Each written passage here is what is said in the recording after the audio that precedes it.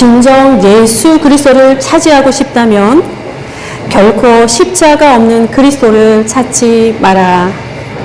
주님의 은총과 사랑을 거절할 사람은 아무도 없다.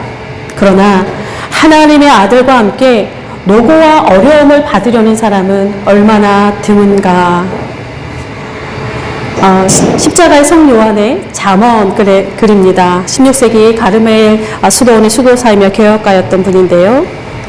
네, 이 말씀이 굉장히 오늘 사도 바울의 말씀과 함께 울림이 있습니다. 주님의 은총과 사랑, 그리고 그의 노고와 어려움, 이 양날개를 자신의 어깨에 스스로 둘러매는 이들은 거의 없다, 그렇게 이야기를 합니다. 그럼에도 그 주어진 길을 기쁨으로 완주했던 사람들도 종종 있었습니다. 그 중에 한 사람이 오늘 사도 바울일 것입니다. 그래도 사도 바울은 수천 년의 시간을 들고 우리에게 회자될 만큼, 그리고 신약 성경에 굉장히 많은 분량으로 그의 이름이 남아있을 만큼 또 교회사의 아름다운 이름으로 남아있는데, 사도 바울처럼 동일한 삶을 살았어도 빛도 없이 이름도 없이 또 그렇게 살다간 이들도 없지 않았을 것입니다. 그런 분들이 있기에 오늘 우리가 존재하고 있습니다. 빌립보서 1장에 자주 등장하는 단어가 두 개 있습니다. 하나는 복음이라고 하는 단어이고 하나는 매임입니다. 복음과 매임이 마치 한 쌍의 짝을 이루는 것처럼 1장 전체를 이끌어가고 있습니다. 마이크를 잠깐 내려놓을게요. 이게 앞에 있어서 저한테 계속 울립니다. 그냥 목소리를 하겠습니다. 이게 복음이라고 한 단어는 빌립보서 전체를 통틀어서 9번이 나옵니다. 그런데 오늘 1장 전체를 통해서는 6번 등장을 합니다. 그러니까 그만큼 1장에서 복음이 차지하는 그 단어의 무게가 크다라고 하는 소리일 것입니다. 복음, 말 그대로 복된 소리입니다. 구약에서 복된 소리, 복음이라고 하는 것은 승리를 고지하는 그런 소식을 나타냅니다. 구원의 시대를 시작하는 하나님의 전 세계적인 승리를 선포하고 있습니다. 신학에서 역시 복음은 승리를 고지하는 소식입니다. 그런데 조금 더 구체화됩니다. 예수 그리스도이십니다. 그의 전 세계가 복음입니다. 그가 오심, 이 땅에 사셨던 그런 시간들, 그의 죽으심과 부활하심, 그리고 다시 오시겠다라고 하는 재림의 약속, 이것이 복음입니다. 복음은 역사적인 사건임과 동시에 역사를 초월하는 소식이며 또 기쁨과 승리, 자유를 선포하는 메시지 그 자체입니다. 이와는 좀 별로 싹 어울리지 않는 것이 매임이라고 하는 단어입니다. 매임은 본문에서 4번 등장을 하는데요. 복음 때문에 벌어진 그 바울의 상황을 드러내고 있습니다. 오늘 바울은 너희가 알기를 원하노라 하면서 자신의 소식을 전합니다. 자신의 소식을 알길 원한다, 이렇게 하고 있는데 자신이 매여 있다는, 그러니까 감옥에 갇혀 있다는 그러한 근황입니다. 십자가의 성 요한의 표현대로 하나님의 아들과 함께 노고와 어려움을 겪는 그런 바울의 모습이 이제 그려지고 있습니다. 우리가 스스로 벗어나기 어려운 일에 맞닥뜨릴 때 보통은 그 상황에서 막 벗어나려고 온갖 힘을 다 사용을 합니다. 그리고 또 내가 얼마나 힘든지, 그리고 내가 지금 얼마나 고통스러운지 자꾸 이렇게 집중하게 됩니다. 하루빨리 이 상황에서 벗어나고 싶어서, 또 이 어려움이 빨리 지나가게 해달라거나, 아니면 천사 같은 누군가의 도움을 받아서 이 고난의 상황이 얼른 쉽게 해결되거나, 또 그 상황이 조금 더 나한테 우호적으로 변하기만을 간절하게 원합니다. 그리고 지금 나를 둘러싼 상황이 어떠한지 자기 거기에 초점을 맞추게 되고, 어떻게 하면 좀 더 수월하게 빠져나갈 수 있을까, 기도 요청을 하기도 하고 하는 것이 우리 자연스러운 우리의 모습이기도 합니다. 그런데 바울은 너희가 알기를 원하노라 이렇게 말을 하면서 무슨 까닭인지 모르겠지만 그러한 자신의 감옥 생활에 대해서는 언급이 없습니다. 어디에 갇혀 있고 감옥 생활이 지금 내가 얼마나 불편한지, 내가 지금 무슨 일을 이 감옥 안에서 당하고 있는지, 감옥에서 주는 음식들이 얼마나 형편없는지, 그러한 자신의 감옥 생활에 대한 언급은 나오질 않습니다. 또한 자신이 여기서 빨리 나갈 수 있게 해달라기를 기도 요청을 구하거나, 간소들이나 상관들에게 좀 힘 좀 써서 좀 구해달라거나, 내가 감옥 생활을 좀 더 수월할 수 있도록 무엇인가 도움을 달라거나 내가 재판을 앞두고 있는데 재판에서 승리할 수 있도록 기도해 달라거나 재판관의 마음을 하나님이 움직여줘서 나를 구원할 수, 이거 감옥에서 그리고 무죄에 방면할 수 있도록 하는 그런 기도 요청하는 모습은 없습니다. 일반적인 모습은 아닐 것입니다. 바울이 그렇게 할 수 있었던 것은 그의 시선이 보이는 현재의 상황에 있지 않기 때문에 그렇습니다. 보이는 현상이 아니라 보이지 않는 하나님이 하시는 일에 그의 온갖 시선이 집중되어 있습니다. 그러니까 자신의 현재를 해석하는 도구가 하나님의 움직임입니다. 환경이 얼마나 나쁜지 어떻게 하면 여기를 벗어날 수 있을지가 아니라 내가 왜 지금 이 가운데 처해 있는지 이 일을 통해 하나님이 무슨 일을 하려고 하시는지 그것에 대해서 바울이 온통 관심을 기울이고 있습니다.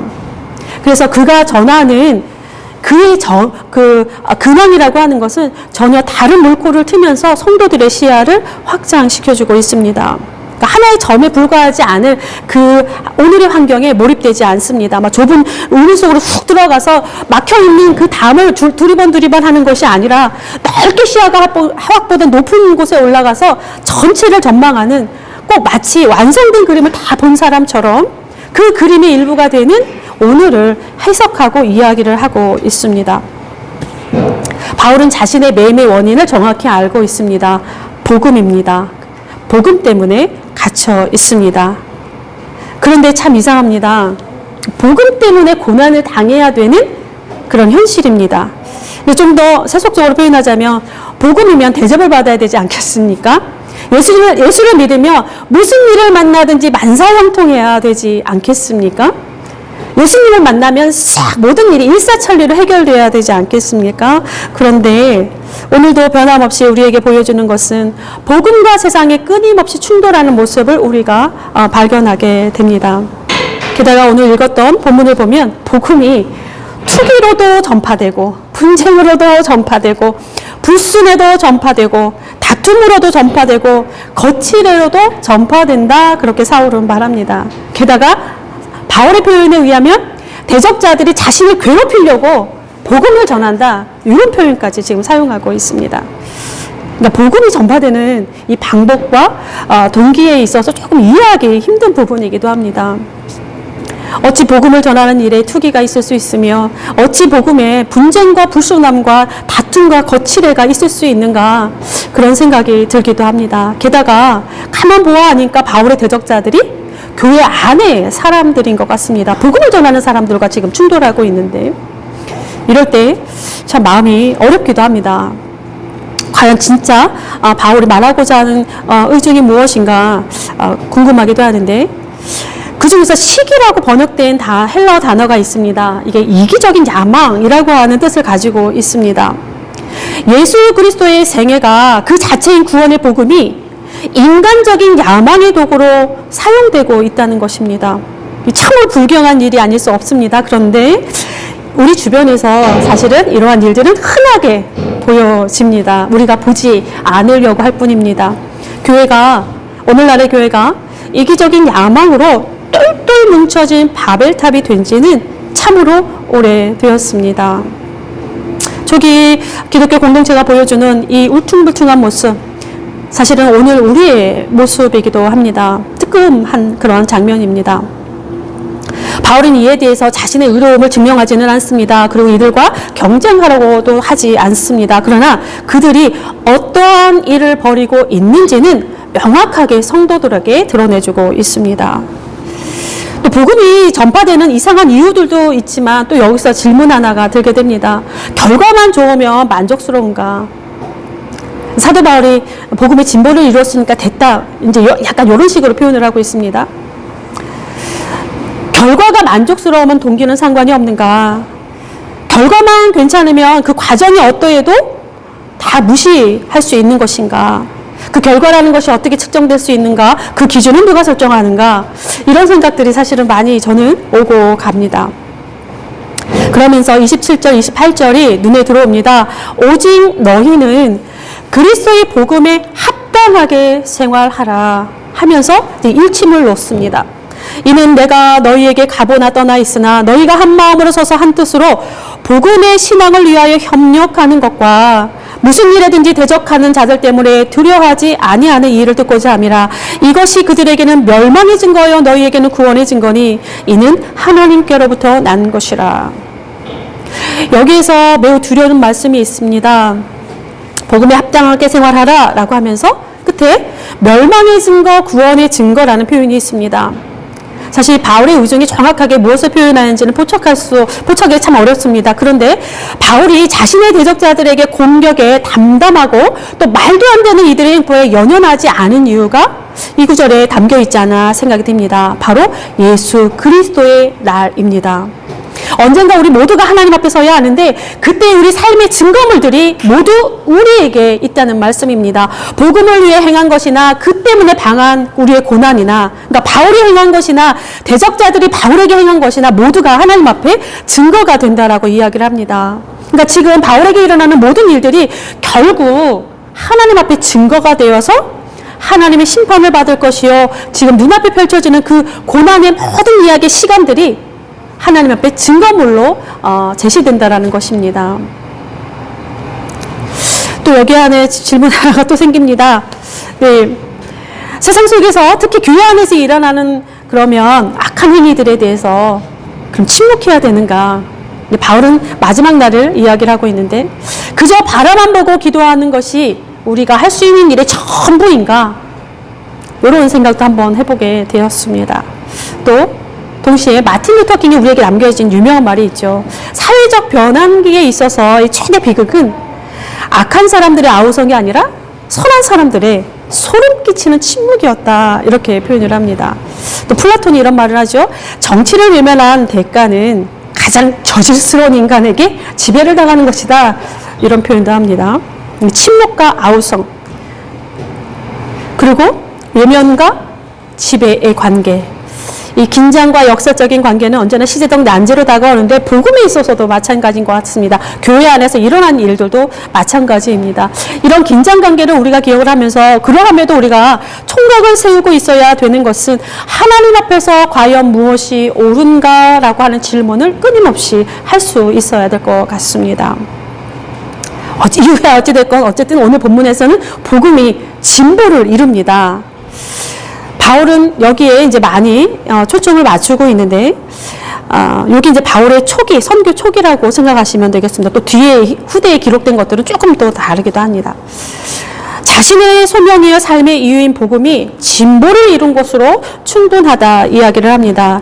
여기서 복음이 전파에 진전이 되었다라고 하는 헬라어 뉘앙스는 은유적인 표현입니다. 그러니까 선구자가 앞서서 길을 헤치고 쫙 나가고 군대가 그 뒤를 쫙 따라서 이렇게 행진하는 그런 모습을 나타내고 있습니다. 그런 복음의 진보가 이런 어처구니 없는 상황 속에서 지금 복음의 진보가 일어났다라고 하는 것을 드러내줍니다.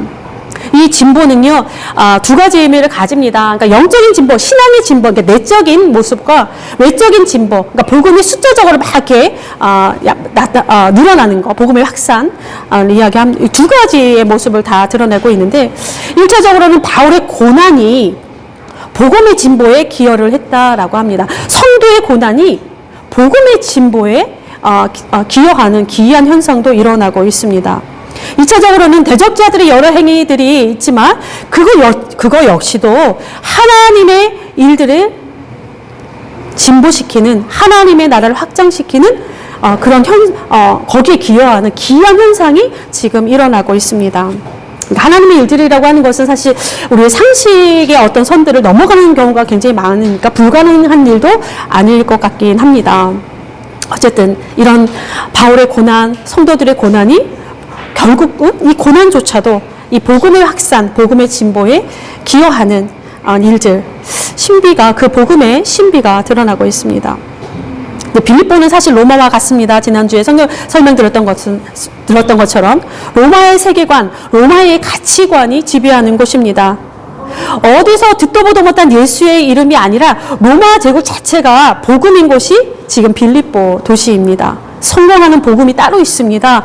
안전한 복음이 따로 있습니다. 물질적인 복음이 따로 있습니다. 바벨의 복음이 있습니다. 애굽의 복음입니다. 바로 로마의 제국이라고 하는 그 복음이 지금 엄연하게 굳건하게 존재하고 있는데, 이에 비하면 예수의 이름이라고 하는 거, 예수 그리스도라고 하는 이름은 더군다나 그의 생애, 그의 죽음과 부활의 이야기는 그에 비하면 굉장히 초라하게 그지없고 그 길을 따라가기에는 매력적이지는 않습니다. 그러함에도 그리스도 예수의 복음이 로마 사회 가운데에 파고들고 있다는 이 사실, 복음의 신비가 아닐 수 없습니다. 빌립보서가 그리스도 예수의 종 바울과 디모데라는 말로 시작을 했습니다. 그러니까 예수의 종.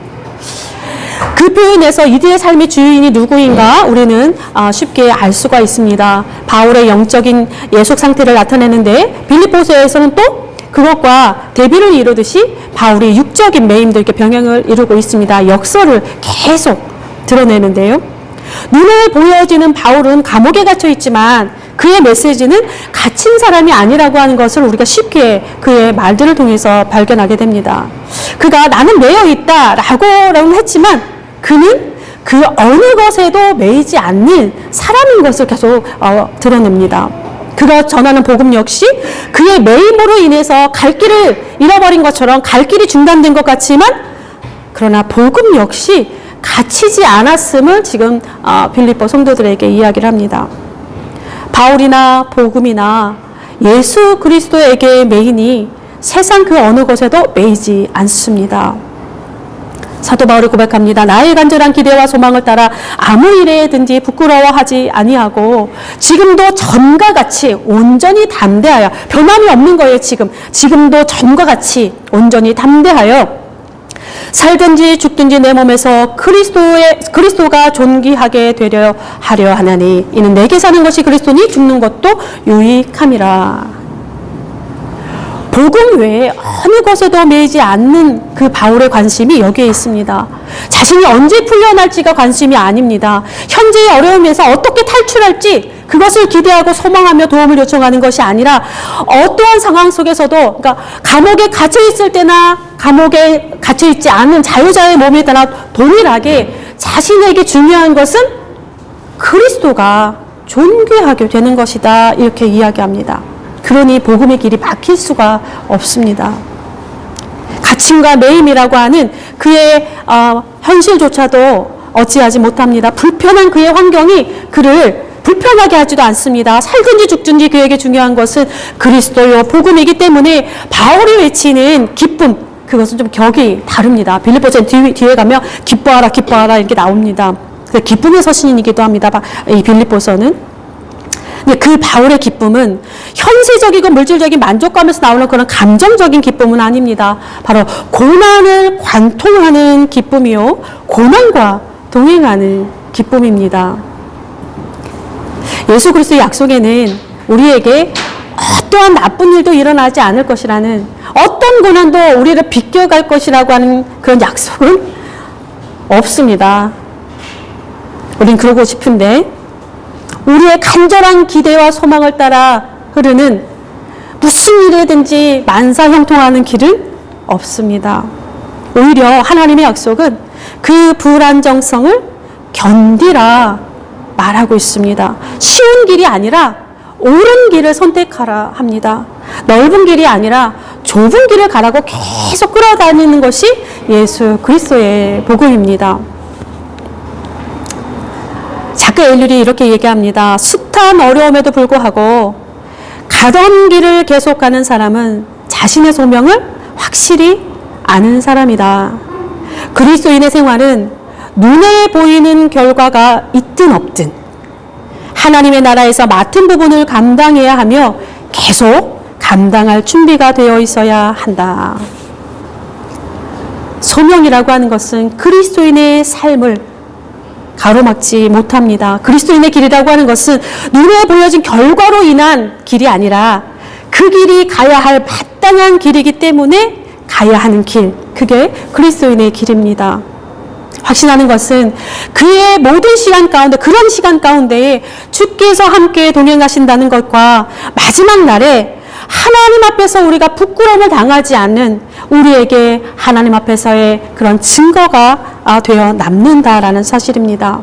또한 우리에게 어떤 일이 부딪혀 오든지 간에 그것을 뛰어넘고 간통하며 승리할 수 있는 능력이 이미 우리에게 주어졌습니다. 바로 예수 그리스도이십니다. 슬픔을 기쁨으로, 불안을 평안으로, 죽음을 부활로 만드신 예수 그리스도의 능력이, 그 선한 힘이 우리와 세상 끝날 때까지 함께 하시겠다 약속하셨습니다. 그리고 끊임없이 사도 바울은 편지 서두에서 이런 표현을 합니다. 은혜와 평강. 하나님, 우리 주 아버지에게서부터, 그리고 예수 그리스도에게서부터 온 은혜와 평강. 그러니까 은혜와 평강이 하나님과 예수님에게서 오는데 그것이 우리에게 값없이 주어졌다. 그렇게 고백을 합니다. 그러니 그리스도인들은 세상에 그 어느 것에도 매이지 않는 사람들이 될 수밖에 없습니다. 어느 것에도 매일 수가 없습니다. 세상에 감당하지 못하는 이들이요, 진정한 자유자들이며 세상의 변화를 이끌어내는 그런 초석이 되는 사람들입니다. 이들이 기독교의 진짜 역사를 이어왔습니다. 우리 역시 복음에만 매이고 세상 그 어느 것에도, 우리의 삶의 내용이 각양각색 다양하고 여러 가지만 있지만, 우리를 막 발목을 잡아 끄는 것이 있지만, 그러나 그 어느 것에도 매이지 않는 그런 사람들로, 선한 능력으로 이겨내는 그런 사람들로 살아갈 수 있었으면 좋겠습니다. 기도하겠습니다. 은혜와 평강으로 우리와 함께 하시는 하나님, 주를 향한 우리의 사랑에 지식과 총명함으로 더 풍성하게 하옵소서. 우리가 어느 형편에 처하든지 우리의 마음과 생각은 하나님의 때와 하나님의 계획으로 채워지게 하시고, 우리의 삶에서 주께서 존귀케 되는 영광을 맛보게 하옵소서. 우리의 삶이 복음에 매이게 하시고 세상 헛된 희망에 묶어두지 않게 하옵소서. 언제나 그리스도의 복음에 합당하게 살아가게 하시며 우리는 연약하나 선한 능력으로 함께하여 주옵소서. 허물과 죄 많은 우리 이오나 주의 보혈로 날마다 새롭게 하옵소서. 우리를 스스로 돌아보며 기도의 골방에 들어갈 줄 알게 하시고, 감히 사도 바울의 고백을 우리의 것으로 삼을 용기는 없으나 우리의 삶에서 복음의 진보가 일어나게 하옵소서. 늘 불안한 세상입니다. 나라와 나라가, 민족과 민족이 너와 내가 아니라 너와 그것으로 존재하며 날카롭게 각을 세우고 있습니다. 주의 은혜와 평강으로 덮어주시고 녹여주시며 새롭게 하여 주옵소서. 이 세상 그 누구도 힘이 없어 죽지 않게 하시고, 이 세상 그 누구도 힘이 없어 얻어맞지 않게 하시고, 이 세상 그 누구도 힘이 없어 모욕당하지 않게 하옵소서. 한순간이라도 옳음을 선택할 수 있는 연약한 자들 편에 설 수 있는 신앙인이 우리가 되게 하옵소서. 가장 낮은 자의 모습으로 우리에게 오신 예수 그리스도의 이름으로 기도드립니다. 아멘.